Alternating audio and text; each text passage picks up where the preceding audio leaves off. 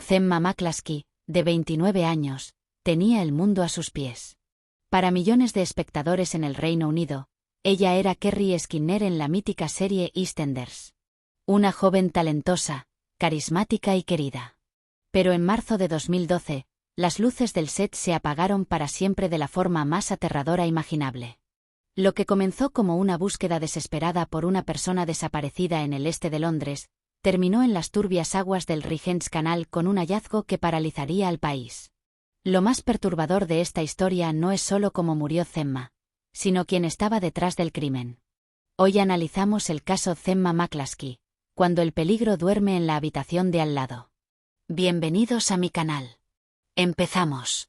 Era una tarde de sábado aparentemente rutinaria en el East End de Londres.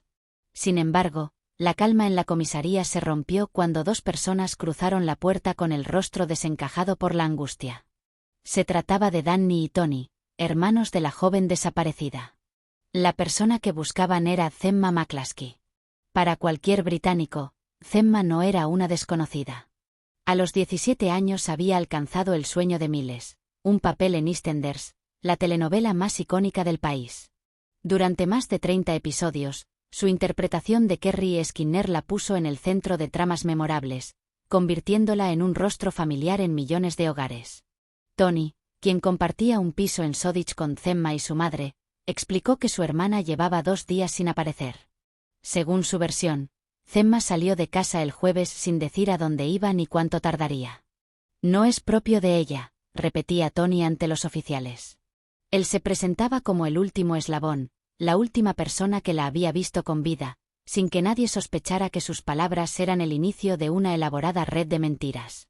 Al principio, siguiendo el protocolo estándar, la policía registró el caso como una investigación de bajo riesgo. Era una mujer joven e independiente, quizás solo necesitaba tiempo a solas. Pero esa valoración se desmoronó con el paso de las horas debido a 2 factores clave. Su huella digital. Themma vivía conectada. Era una usuaria constante de redes sociales y mantenía un flujo diario de mensajes con amigos y familiares. Que su teléfono permaneciera en silencio era una señal de alarma ensordecedora. Su devoción familiar. La vida de Themma había dado giros complicados. Tras su salida de EastEnders, su carrera sufrió un estancamiento, pero sus ambiciones seguían intactas. Sin embargo, a finales de 2011, su prioridad cambió radicalmente. A su madre le diagnosticaron un tumor. Themma no era solo una hija, se había convertido en su cuidadora principal, visitándola en el hospital todos los días. La idea de que Themma abandonara voluntariamente a su madre enferma no tenía sentido. Para sus seres queridos, el silencio de Themma no era una ausencia. Era un grito de auxilio que la policía empezaba a escuchar con claridad. La desaparición de Themma McCluskey no fue un caso más, se convirtió en una causa nacional. El este de Londres se inundó de carteles con su rostro, y el apoyo de sus antiguos compañeros de EastEnders en redes sociales catapultó la noticia a todos los rincones del país. La presión sobre la policía era asfixiante, pero en medio del caos, surgió lo que parecía ser la primera pieza del rompecabezas. Horas después de la denuncia oficial, la familia recibió una noticia que les devolvió el aliento. Unos amigos, rastreando los negocios locales, llegaron a una tienda de kebabs donde uno de los empleados afirmó algo crucial. Recordaba haber visto a Themma entrar el jueves por la noche. Hasta ese momento, la última persona en verla era su hermano Tony. Este nuevo avistamiento no solo ofrecía esperanza, sino que permitía a los investigadores acotar la línea de tiempo. Sin embargo, la alegría fue efímera. Cuando los agentes confiscaron y revisaron minuciosamente las cintas de las cámaras de seguridad de aquella noche, la realidad fue demoledora. Themma nunca estuvo allí. El testimonio había sido un error humano, un falso recuerdo que solo sirvió para desviar la atención en las horas más críticas. Mientras la policía agotaba todos sus recursos para localizar a Themma, el 6 de marzo el caso tomó un rumbo aterrador. Tony McCluskey informó a las autoridades que estaba siendo contactado por un presunto secuestrador. Los investigadores no perdieron un segundo. Rastrearon la señal de las llamadas en tiempo real, localizando el origen en una dirección a más de 48 kilómetros de distancia. Un equipo táctico fue desplegado de inmediato con la misión de identificar y detener al responsable, creyendo que estaban a punto de rescatar a la actriz. Sin embargo, al llegar al lugar, no encontraron a una red de criminales, sino una realidad patética. El autor de las llamadas no era un secuestrador, sino un adolescente que no tenía absolutamente nada que ver con el caso. El joven confesó que ese día había estado bebiendo y consumiendo marihuana con sus amigos. Al ver en internet el cartel de búsqueda de Thelma con el número de contacto de la familia, pensaron que sería divertido llamar.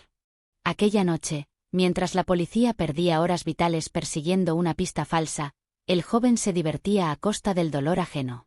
Pero la justicia no fue blanda con él. Fue procesado bajo la ley de comunicaciones maliciosas y terminó cumpliendo una pena de prisión por su crueldad. Lamentablemente, mientras este adolescente jugaba a ser un criminal, el verdadero asesino seguía oculto a plena vista, y el tiempo para encontrar a Thelma se agotaba. Apenas unas horas después de que las falsas llamadas de rescate desviaran la atención de las autoridades, el destino devolvió la investigación a su crudo centro. El 6 de marzo, una persona que navegaba tranquilamente en su barco por el Regent's Canal, cerca del concurrido mercado Broadway en Hackney, divisó algo que no encajaba con el paisaje urbano: una maleta que flotaba pesadamente en las aguas turbias. Al intentar sacar la maleta del agua, la presión del contenido hizo que la cremallera cediera de inmediato. Lo que surgió de su interior fue una visión que los agentes presentes jamás lograrían borrar de su memoria. Era el torso de una mujer.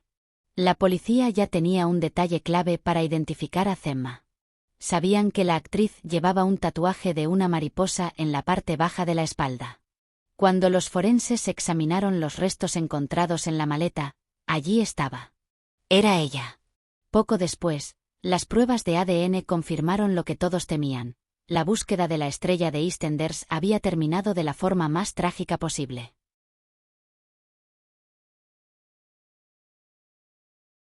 La noticia recorrió Londres como una descarga eléctrica. Lo que comenzó como la desaparición de una figura pública era ahora oficialmente una investigación por asesinato. Pero el caso presentaba un desafío forense casi insuperable: el cuerpo estaba incompleto. Durante los días siguientes, el Regent's Canal se convirtió en la escena de un crimen fragmentado. Los buzos de la policía comenzaron a recuperar, una a una, bolsas de basura que contenían extremidades humanas. El patólogo forense confirmó que cada resto recuperado, brazos y piernas amputados con una precisión escalofriante, pertenecía al mismo cuerpo. El asesino no solo la había matado, se había tomado el tiempo de empaquetar a Thelma en bultos individuales para deshacerse de ella de forma sistemática. Faltaba la cabeza. Sin ella, el patólogo no podía determinar la causa exacta de la muerte, lo que dejaba un vacío legal y médico, que el asesino parecía haber planeado meticulosamente. La pregunta que inundaba los titulares era aterradora: ¿quién podría odiar tanto a Thelma McCluskey como para desmembrarla y arrojarla como basura a un canal? La caza del culpable había comenzado, y todas las miradas estaban a punto de volverse hacia el lugar donde Thelma se sentía más segura: su propia casa. Para los investigadores, el primer paso era reconstruir, minuto a minuto, el jueves, 1 de marzo. Necesitaban entender qué había pasado en la mente de Thelma antes de que su rastro se perdiera en las aguas del canal. La mañana de su desaparición, Thelma asistió a una ceremonia en un hospital de Whitechapel. No estaba allí por trabajo, sino por amistad. La hija de su amiga Erika cantaba en el coro, y Thelma quería capturar ese momento. Con su cámara en mano, grabó con orgullo la actuación, y al terminar, se dirigió a casa de Erika para compartir las imágenes. Lo que empezó como una reunión alegre, con copas y una pequeña fiesta improvisada, pronto reveló una grieta. Erika notó algo que los oficiales anotarían con prioridad: Thelma no era la misma. Estaba agitada, distraída y visiblemente angustiada. Al ser cuestionada por su amiga, Thelma confesó la verdad: había tenido una fuerte pelea con su hermano, Tony. Thelma y Tony, de 35 años, compartían el apartamento familiar, pero el ambiente allí era una olla a presión. Mientras su madre, Pauline, luchaba por su vida en un hospital local, los hermanos se habían quedado solos en casa, y la convivencia se había vuelto insoportable. La raíz del conflicto no era solo una discusión trivial, era algo mucho más profundo y peligroso: el resentimiento. Los amigos de la actriz describieron a la policía una dinámica tóxica que solo había empeorado con los años. Mientras la carrera y la vida de Thelma seguían adelante, la realidad de Tony se desmoronaba. Tras una ruptura difícil con su novia y un consumo de drogas, especialmente cannabis, que se le había ido de las manos, Tony se había convertido en una presencia tóxica. Se pasaba los días hundido en el sofá, dejando que Thelma cargara con toda la responsabilidad del hogar, la limpieza y el cuidado de los asuntos de su madre.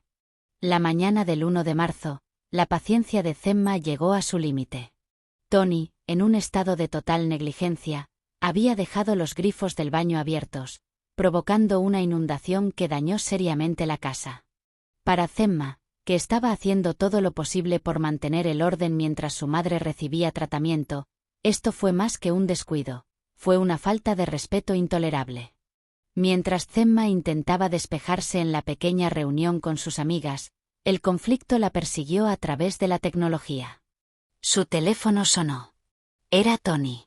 No fue una llamada de conciliación. Tony comenzó a gritarle con tal violencia que el sonido traspasaba el auricular. Todas las presentes pudieron escuchar. En ese momento, Thelma tomó una decisión definitiva. Estaba cansada de los abusos, de la vagancia de su hermano y de su resentimiento. Decidió que, al volver a casa esa noche, le exigiría a Tony que se marchara para siempre. Lo que Thelma no sabía es que, al enfrentar a Tony con la realidad de sus fracasos, estaba firmando, sin saberlo, su propia sentencia de muerte. Con la sospecha centrada en Tony, los investigadores obtuvieron una orden de registro para el apartamento de Shoreditch. Entraron esperando encontrar una carnicería, pero se toparon con un escenario desconcertante. Tony no era solo un asesino, parecía haber sido un experto en ocultar sus huellas. En la cocina, un bloque de cuchillos llamó la atención de los peritos. Al inspeccionarlos, encontraron rastros de sangre en uno de ellos. En cualquier otro caso, esto sería la pistola humeante, pero en un entorno doméstico, la defensa tenía una salida fácil. Por sí solo, el cuchillo no era una prueba irrefutable de asesinato. Al trasladarse al baño, el equipo forense aplicó luces especiales y reactivos. Encontraron pequeñas salpicaduras de sangre que las pruebas de ADN vincularon con Thelma. Sin embargo, la cantidad era minúscula. Una vez más, la lógica legal se imponía. Una mancha de sangre en un baño compartido puede deberse a 1000 razones cotidianas. Lo que realmente desconcertó a los investigadores fue lo que no encontraron. Si Thelma había sido asesinada y desmembrada en esa casa, el volumen de sangre debería haber sido masivo. Sin embargo, no había charcos, no había filtraciones bajo el suelo, ni rastros de una limpieza frenética. En el piso de los McCluskey, el equipo no encontró nada. La casa parecía normal. Este vacío de evidencia planteaba una pregunta inquietante. ¿Cómo pudo Tony cometer un crimen tan atroz y desmembrar a su hermana sin dejar ni una sola mancha de sangre importante en el apartamento? El asesino parecía haber logrado lo imposible, obligando a los investigadores a buscar respuestas fuera de las paredes de la casa. Mientras la falta de pruebas físicas en la casa frustraba a los forenses, los detectives decidieron atacar por otro frente: el comportamiento y las comunicaciones de Tony. Al analizar su teléfono, encontraron un mensaje enviado la mañana posterior a la desaparición. Intentó encubrir lo sucedido enviándole a su hermana un mensaje de texto informal sobre su madre, que se encontraba hospitalizada en ese momento. Finalizó el mensaje con un "te quiero". Para un observador externo, parecía el mensaje de un hermano preocupado. Pero para los expertos en perfiles criminales, ese "te quiero" encendió todas las alarmas. La imagen de hermano devoto se desmoronó cuando la policía profundizó en los archivos de violencia doméstica de la familia. Surgió entonces un patrón de conducta aterrador. Los investigadores hallaron documentos de años atrás donde la madre, Pauline, desesperada por el comportamiento errático y violento de Tony, Había solicitado al ayuntamiento que lo reubicaran en otra vivienda porque temía por la seguridad en el hogar. Para la policía, aquel te quiero no era amor, era una coartada fabricada o el eco de una conciencia culpable intentando normalizar el horror que acababa de cometer. Para confirmar sus sospechas, la policía cruzó los registros telefónicos con los datos de localización de las antenas de telefonía. Al mismo tiempo, compararon todas las declaraciones que Tony había dado a amigos, familiares y prensa. Las inconsistencias saltaron a la vista de inmediato. Tony les había dicho a varios amigos que la última vez que vio a Thelma fue la mañana de su desaparición. Sin embargo, otras pruebas sugerían que estuvo con ella esa misma tarde. Sus datos de localización GPS no coincidían con los lugares donde él decía haber estado buscando a su hermana. Tony McCluskey estaba atrapado en su propia red de mentiras. Había construido un relato de hermano sufriente, pero sus antecedentes y su propio teléfono estaban a punto de revelar que él era el único monstruo en esta historia. Mientras Tony seguía fingiendo ser el hermano devastado, la policía encontró un testigo que cambiaría el rumbo de la investigación para siempre, un conductor de minitaxis. El conductor recordó perfectamente la tarde del 2 de marzo, solo un día después de que Thelma fuera vista por última vez. Tony McCluskey había solicitado un servicio, y al llegar el vehículo, apareció cargando una maleta de dimensiones considerables.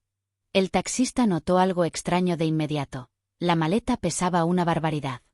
Cuando, por pura curiosidad o cortesía, el conductor le preguntó qué llevaba allí dentro, Tony respondió con una explicación que no convenció a nadie: es un equipo de música.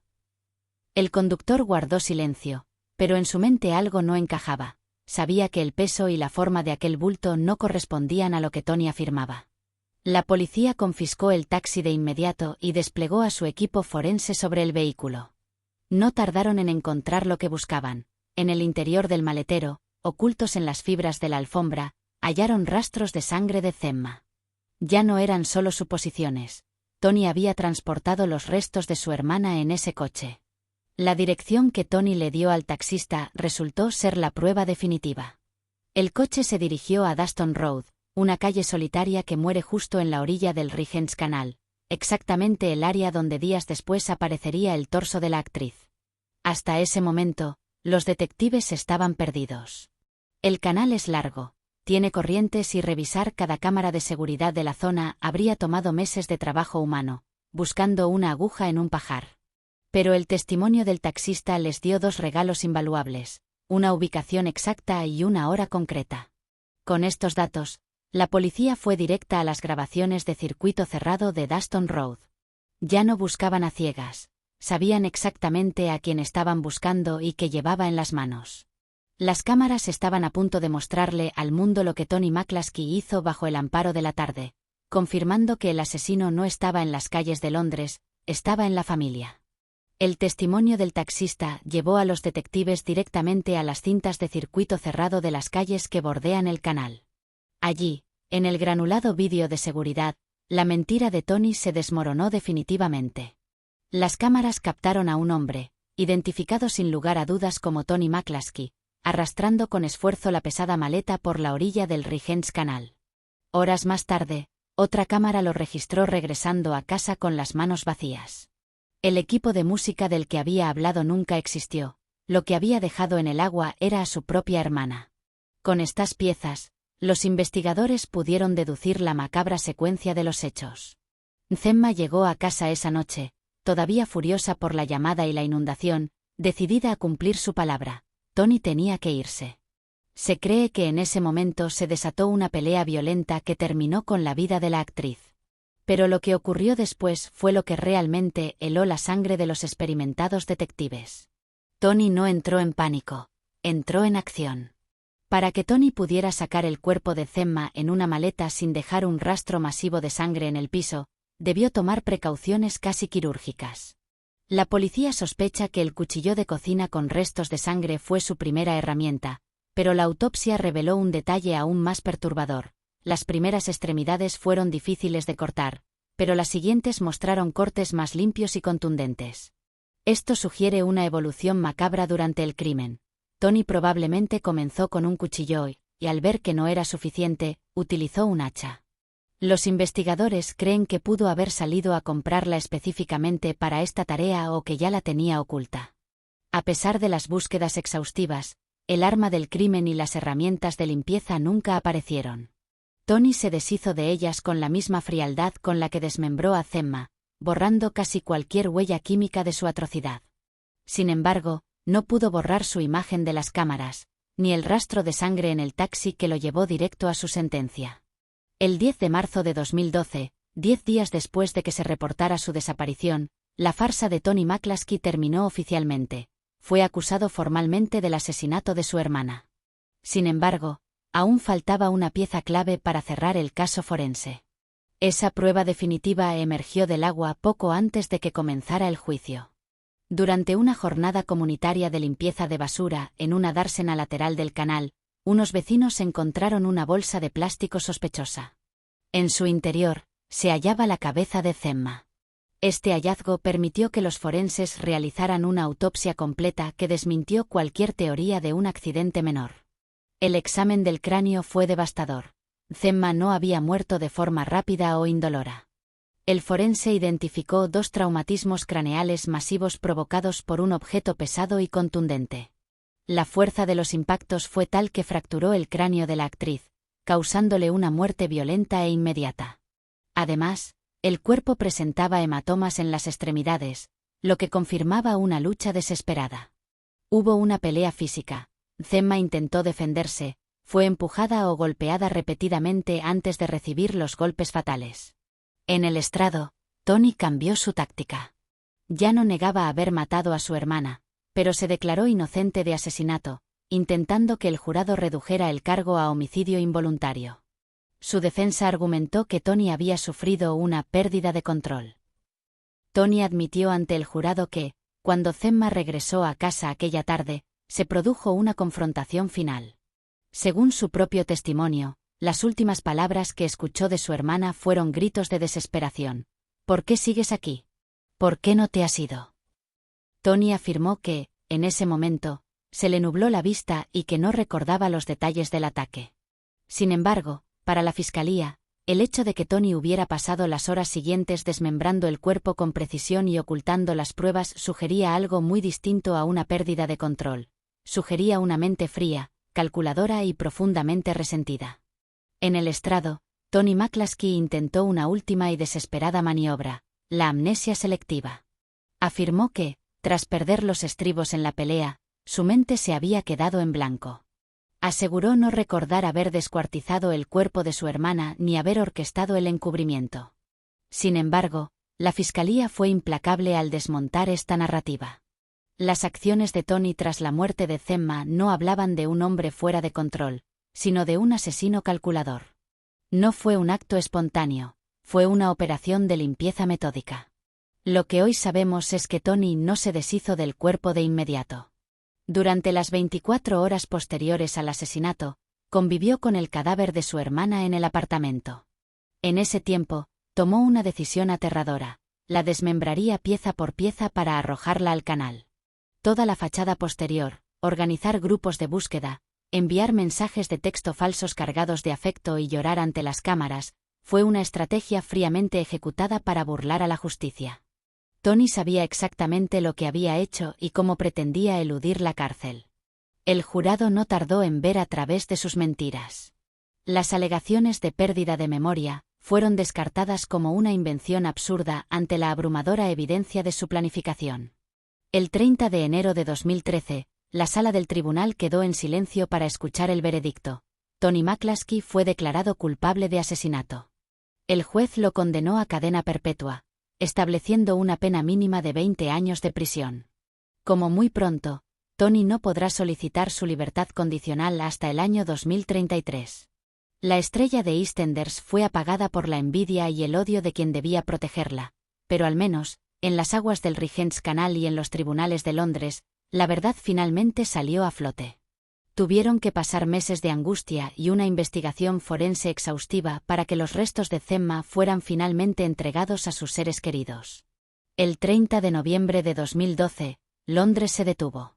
No para seguir una trama de televisión, sino para despedir a una mujer real cuya vida había sido truncada por la tragedia. El escenario del último adiós fue la Iglesia Católica Romana de Santa Mónica, en Hasensker. El East End se llenó de rostros conocidos. Antiguos compañeros de reparto de EastEnders caminaron junto a familiares y amigos, unidos por un dolor que trascendía las pantallas. El ataúd, rodeado de un mar de flores blancas, simbolizaba la pureza de una vida llena de sueños que fue apagada prematuramente. Fue una ceremonia cargada de una tristeza indescriptible, marcada por la traición más profunda. Zemma McCluskey, la actriz que había conquistado el corazón de una nación, fue arrebatada del mundo por la mano de la persona en quien, a pesar de todo, más confiaba. Hoy, su nombre no se recuerda por el macabro final en el Rigscanal, sino por el talento y la luz que dejó tras de sí.